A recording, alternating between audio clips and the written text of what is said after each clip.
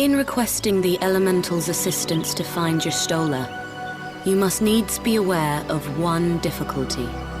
A difficulty born of the fundamental difference between man and Elemental. That being? In perceiving the world around him, man relies upon senses such as sight and sound. For the sake of convenience, he gives names to such things as are near or dear to him. Being formed of pure ether, however, such concepts are foreign to the Elementals. Instead, they perceive by observing the ebb and flow of the energies of life. So profound a division cannot be bridged with simple discourse. The Elementals' voices stir not the air, and thus reach not our ears, while our words are but wind to them. Though we seers can commune with them through feelings, naught that we can impart will serve to aid them in identifying Y'shtola. Nay, they must needs be presented with ether which is akin to hers. If you could but find a family member. Oh! I know just the person! Y'shtola has a sister who came to live in Gridania. She told me about her once. Oh, that is most fortunate indeed. Pray, seek this sister out then, and bring her to Evershade. There, we shall petition the Great One's aid in finding your lost companion.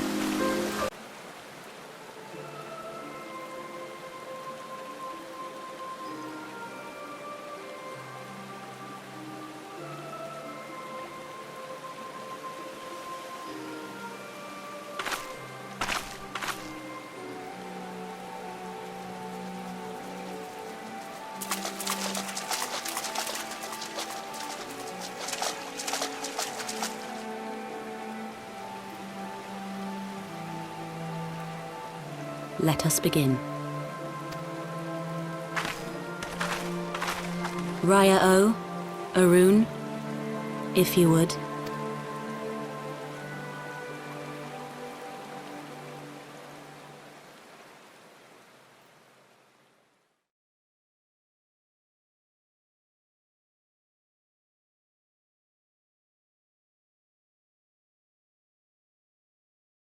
Hearken to me, O Great Ones.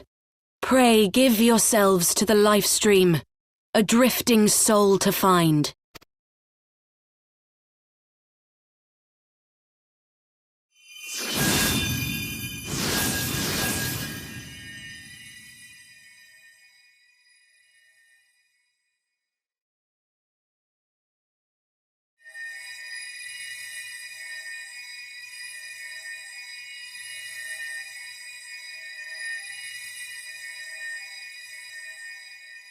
Please, Y'shtola. Please come back to us.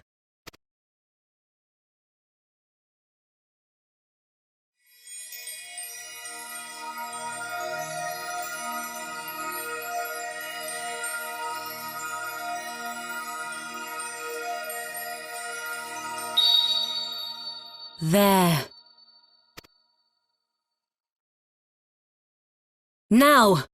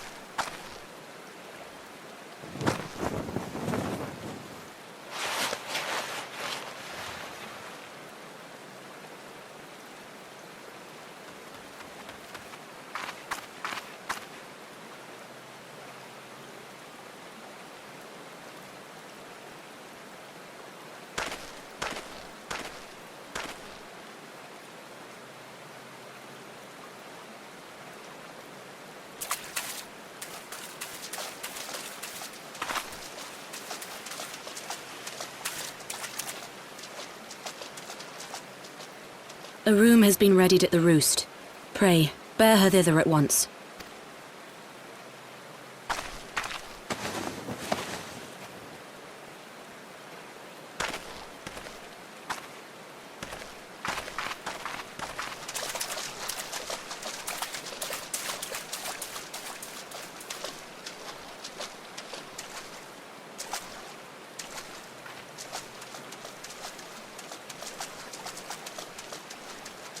All that remains is to pray, my friends.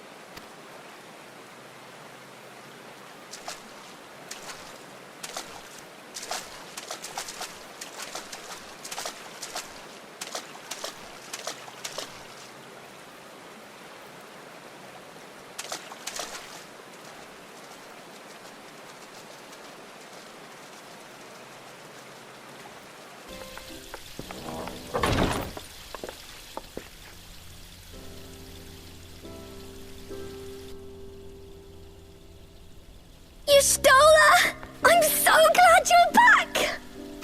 Tataru.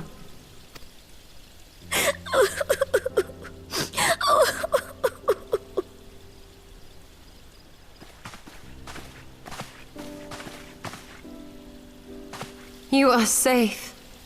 Thank the 12. Something has changed about you, Alphino. Or mayhap the change is with me. I seem to sense the ether around me more keenly than before. I am pleased to see you well again. Do you feel strong enough to talk? Worry not. I am well enough.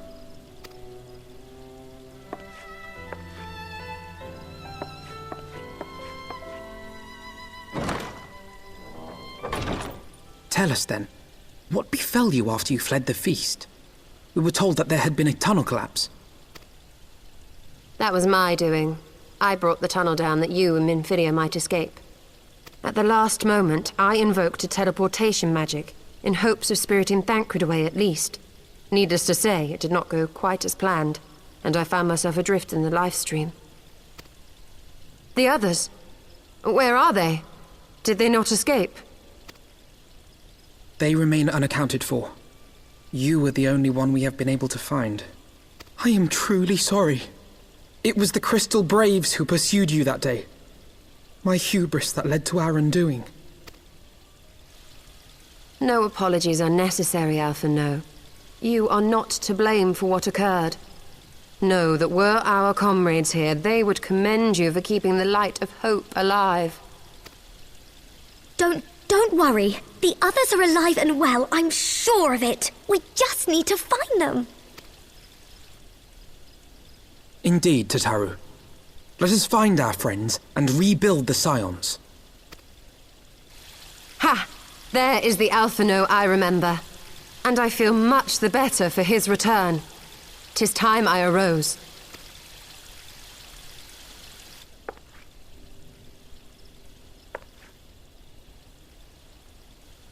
That reminds me. I have a change of clothes for you.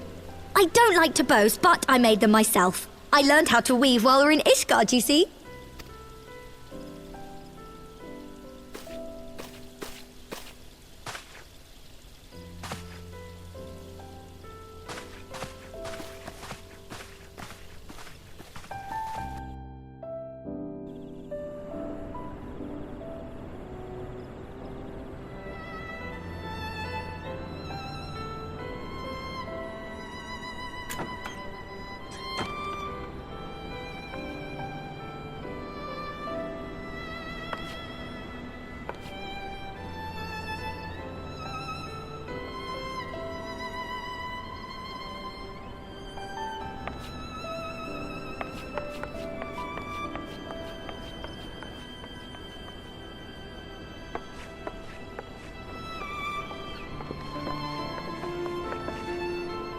Tataru has apprised me of all that took place in the aftermath of the assassination plot. It would seem I have been away for some while. Yes, much and more happened during your absence. At present, we seek to follow the Archbishop to Azisla. And you want for some manner of etheric ram to pierce the floating isle's protective barrier? We do. Might you be able to furnish us with one?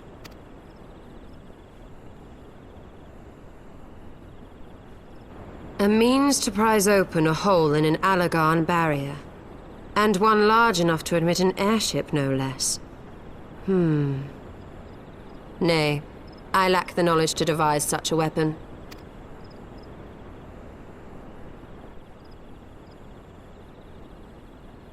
But I know of one who could. A leading figure in the field of etheric research, and one of the finest scholars ever to grace Sharlayan. Matoya, my former master.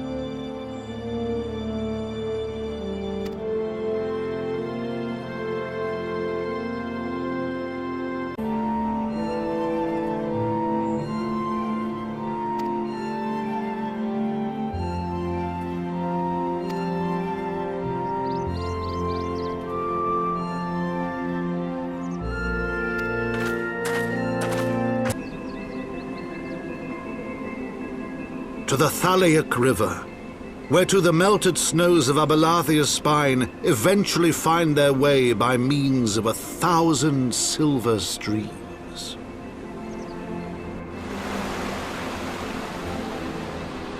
Whose waters have long nourished the Dravanian hinterlands, and so provided for a settlement of learned souls from across the northern seas. To the city of Sharlayan, that great seat of knowledge now abandoned by her keepers, they came.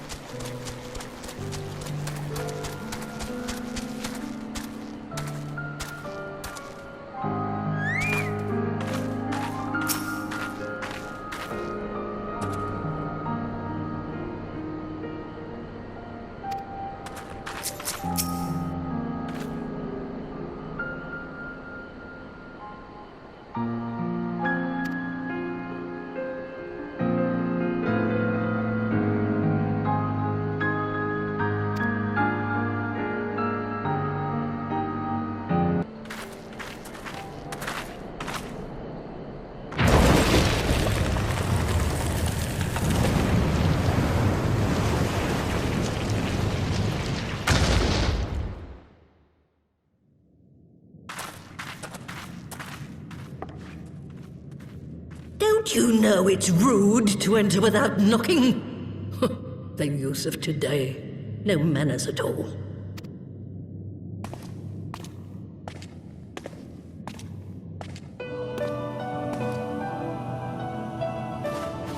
Though we neglected to knock, we did create something of a commotion. I had hoped that would suffice. Heavy-handed as ever, I see. And still not a hint of grace. Some things never change. To give credit where credit is due, I learned from the best. It has been too long, Master Matoya. Indeed it has. Oh, it's good to see you again, my girl. And with your fiery spirit unquenched. But look at you, all grown up and womanly. The one there in the fancy duds, that's Louis Soir's granddaughter, I take it? Grandson, begging your pardons. You knew my grandfather, my lady. Knew him? Ha! We were constantly at each other's throats, like rabid dogs we were. Oh, he was a stubborn bugger, was your grandfather. Never a dull moment when he was around, though, I'll give him that. As for you, boy, I've known you since you were a rosy-cheeked babe at the teat. And my sister too, I gather. May I say what an honor it is to meet you again, my lady? Spare me the hollow pleasantries, boy. I'll wager my remaining good teeth you didn't come to a forgotten corner of Eorzea to flirt with a wrinkly old woman. Now out with it. What is it you need of me?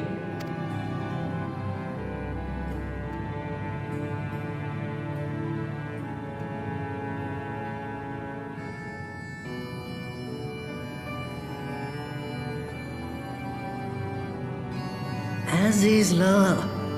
I never thought I'd hear that name again. You are familiar with it.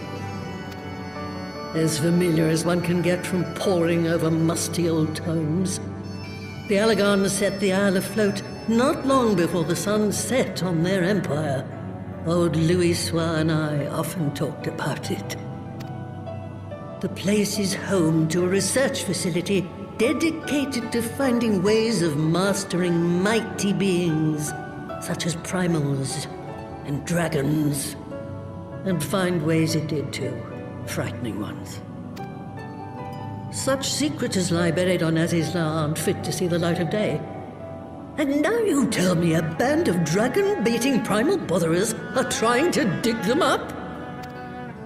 Indeed. And to make matters worse, the Ascians have a hand in their plot. They must be stopped, no matter the cost. I see. Very well. You will help us then? Truly? I had not anticipated such an impassioned response. Could it be that the presence of young blood has stirred your own? Ah, some things never change. One day that pertness is going to cost you your tail, my girl. Don't say I didn't warn you.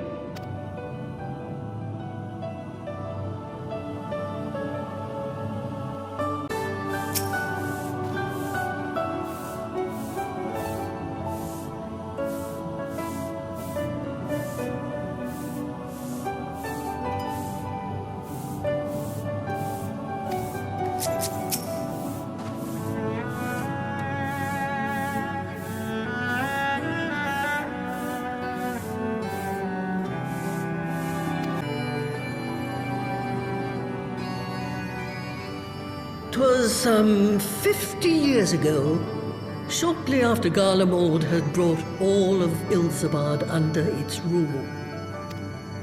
Faced with the threat of invasion, the people of Sharlayan scrambled about for a means to resist the Empire. For my part, I was tasked with developing an etheric converger.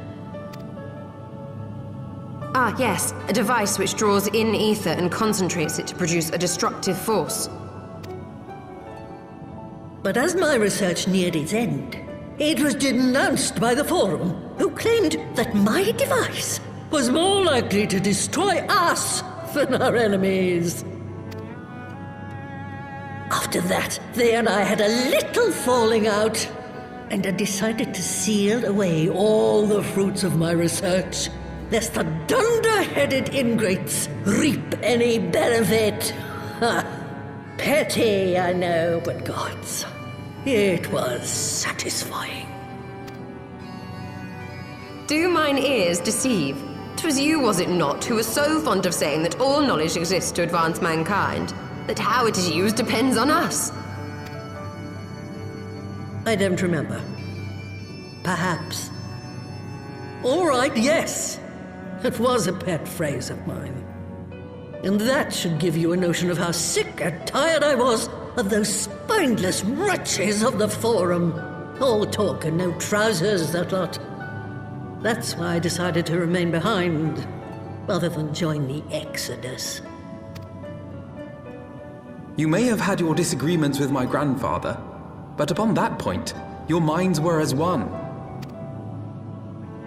With respect, Master, the fruits of your research should not be left to spoil. Will you share with us the secrets of the etheric converger? Aye, I will. All the information you need is contained in a tome I wrote on the subject. But you'll have to fetch it from the forbidden section of the Great Library. You were not exaggerating when you said that you had sealed it away. Though the city is abandoned, the library's guardians are all but certain to remain. We must needs cut a path through them. Come, let us away.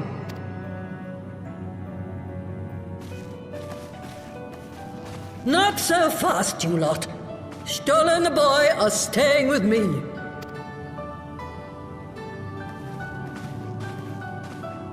I need help to make new sentinels to replace the old ones you walloped. They'll be board and lodging, don't you worry. But know that you'll have to work for them.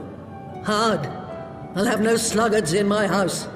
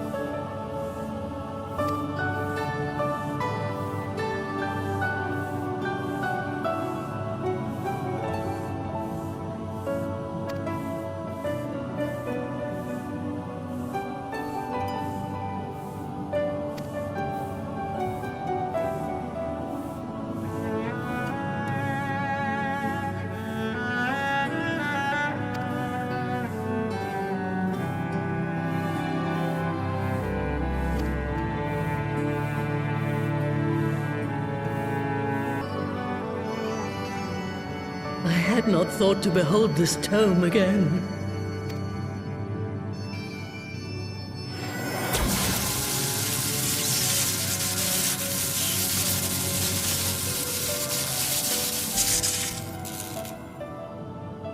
There. It is deciphered. Now your friend should be able to make sense of the contents. That said, it's one thing to understand the workings of the etheric converger, and another to actually make it work. You do realize how much ether is required. Sid is keenly aware of the energy dilemma. His airship is by no means large, and it can only bear a limited quantity of crystals. If only we had white auracite in the etheric siphon. Alas, Minfilia is missing along with both artifacts, and Moonbreeder is gone. Would that there were another ready wellspring of energy for us to draw upon. Why did it not occur to us before? We already have what we need! The Eye! It has been drawing ether into itself for as long as the Great Worms have lived. It is a veritable wellspring of energy. It might just suit our needs. But is this energy something that can be harnessed at will? I believe so, with the aid of the Azure Dragoon of Ishgard. Then it is settled. Let us return to the Holy See at once.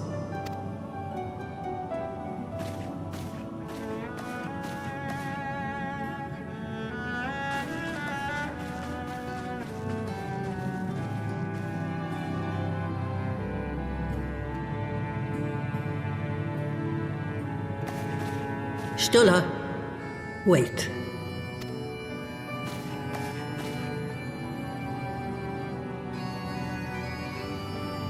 When did the light fade from your eyes? I might have known that it would not escape your notice. It has been this way since I returned from the life stream. An after effect of the teleportation magic I invoked, most like. They are called forbidden spells for a reason. What were you thinking, girl? I have no regrets. I but did what was necessary to preserve the light of hope, to keep my promise to Minfilia. Besides, it afforded me the rare opportunity to wander the ether, a once-in-a-lifetime experience. I need not tell you that it consumes your very life force to see by sensing the ether around you. Take care of yourself. Do you hear me? I will, Master Matoya. And thank you.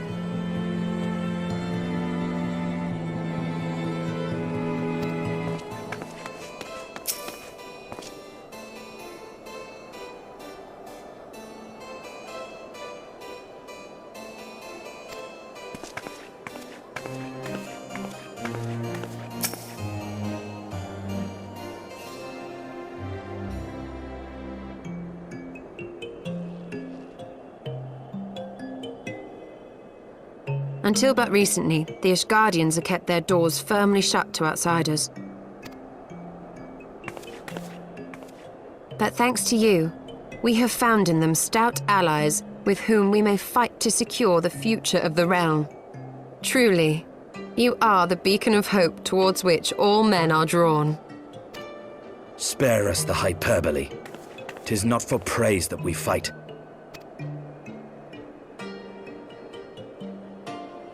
Oh? In light of all we have achieved, I felt it only meet to express my gratitude.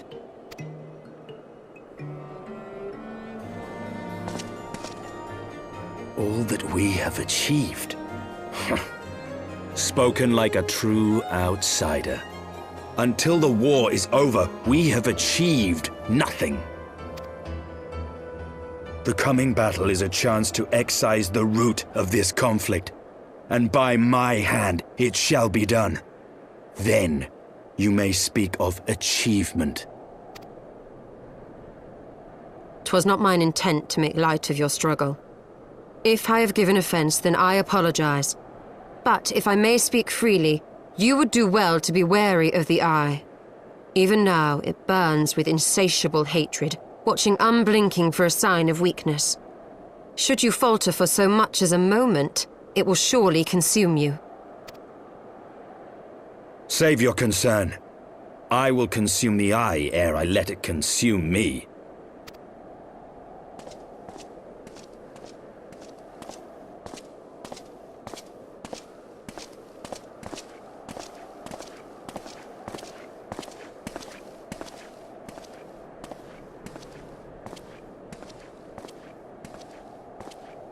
"12 be praised, thou hast not yet set forth.